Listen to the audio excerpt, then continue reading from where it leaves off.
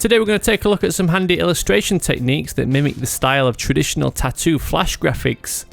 Now typically I'd use Adobe Illustrator for most of my illustrative kind of work, but for this style Photoshop's brush tool offers the best results with its ability to form gradual brush flows rather than solid vector shapes.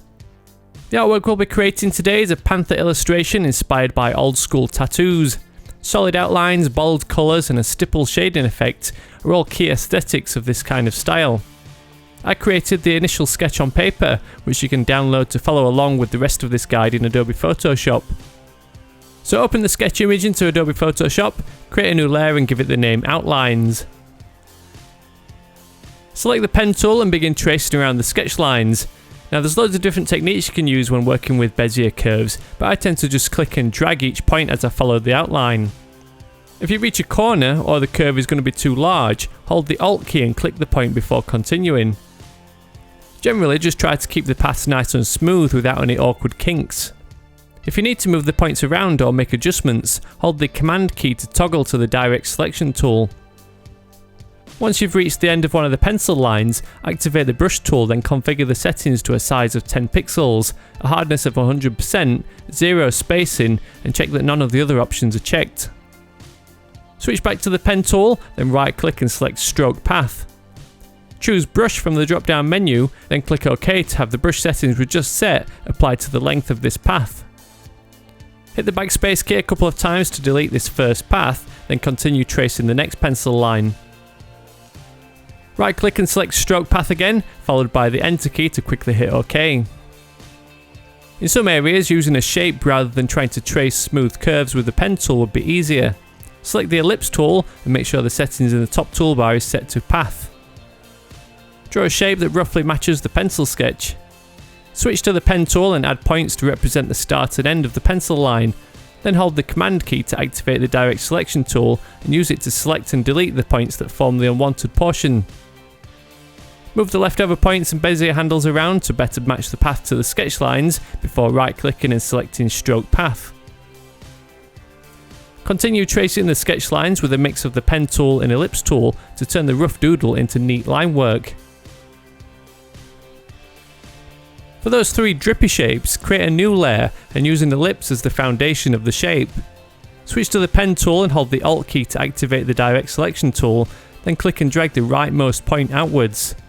Hold the Alt key instead and give it a click with the Convert Anchor Point tool to make it a sharp point, then stroke this path. Press Command and T to transform, then rotate and move the first drip into place. Hold the Alt key while dragging the shape with the Move tool to make copies, and rotate each one of them individually. Use the Command and E shortcut for Merge Down to combine these layers with the main outline layer.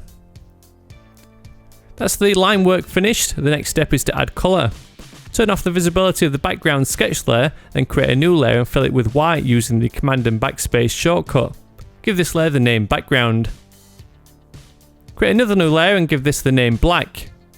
Switch to the Magic Wand tool and make sure the Sample All Layers option is checked. Hold the Shift key while clicking all the parts of the panther that need to be filled with black. Rather than use pure black, choose a dark grey so the line work can still be seen, and use the Alt and Backspace shortcut to fill these selections. Sometimes it's easier to apply a colour than use the hue and saturation adjustments to alter it with a live preview. Add another new layer and name this one White. Choose a yellowy off-white colour, then use the Magic Wand to select all the white areas. Fill them with this new colour selection. Repeat the process with a yellow for the eyes and teeth, then a red for the mouth and all the other features. The illustration is coming to life with a bit of colour, but a bit of shading will really give it that cool traditional tattoo look. Create a new layer above the black layer. The shading over the black areas will need to be the off-white colour we used elsewhere. Sample it with the eyedropper tool. Hold the Command key and click the layer thumbnail of the black filled layer to load its selection, then fill this selection with the off-white colour on this new shading layer. Press Command and D to deselect. Since tattoos are made with lots of tiny needles, the shading effect has a kind of stippled look to it. The dissolve blending mode is an easy way to achieve a similar style in Photoshop. Add a layer mask to this shading layer, reduce the opacity of the layer to 50%, then activate the brush tool. Change the brush settings to a slightly larger size with 0 hardness.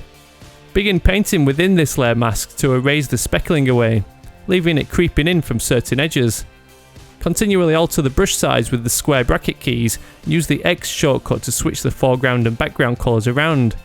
Painting with black will erase the layer, while painting with white will restore it. Zoom in and out with the Command and plus and Command and minus keys to get right into the details wherever you need to erase the shading on one side of the outline, but keep it on the other side.